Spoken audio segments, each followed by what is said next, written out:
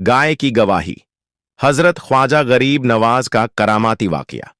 अजमेर की धरती तप रही थी, गर्मी से नहीं बल्कि ख्वाजा गरीब नवाज की रूहानी रोशनी से। हर रोज कोई ना कोई उनके हाथ पर बैत करता। उनके लफ्जों में ऐसी मिठास थी जो पत्थर दिलों को मोम बना देती। मगर जहां नूर होता है वहां हसद, जलन भी होती है। राजा पृथ्वीराज चौहान के दरबार में बैठे कुछ ब्राह्मण ख्वाजा साहब की बढ़ती शोहरत से जलने लगे। अगर इसे रोका ना गया तो लोग हमें छोड़ उसके पास चले जाएंगे। साजिश रची गई। एक दिन उन्होंने एक गाय को झर देकर मार डाला। फिर रात के अंधेरे में उस मरी हुई गाय को ख्वाजा साहब की झोपड़ी के पास फेंक दिया। सुबह होते ही शहर में शोर मच गया।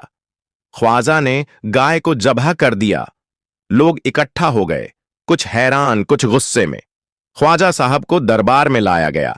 राजा ने गुस्से में पूछा, क्या यह इल्जाम सही है?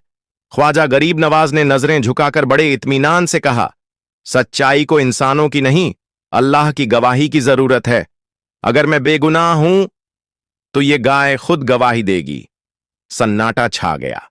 ख्वाजा साहब ने आसमान की तरफ निगाहें उठाईं और दुआ की। कुछ ही लम्हों में वो मरी हुई गाय हिली, उठ खड़ी हुई और इंसानी आवाज में बोली, ख्वाजा मुइनुद्दीन ने मुझे नहीं मारा, यह इल्जाम झूठा है। हजारों लोग सन्न रह गए। कुछ ने डर से जमीन पर सजदा कर दिया और कुछ की आंखों से आंसू बह निकले। राजा खामोश था, ब्राह्मण शर्मसार। उसी दिन बहुत से लोग ख्वाजा गरीब नवाज के हाथों पर मुसलमान हो गए और इतिहास ने इस वाकये को गाय की गवाही के नाम से याद रखा।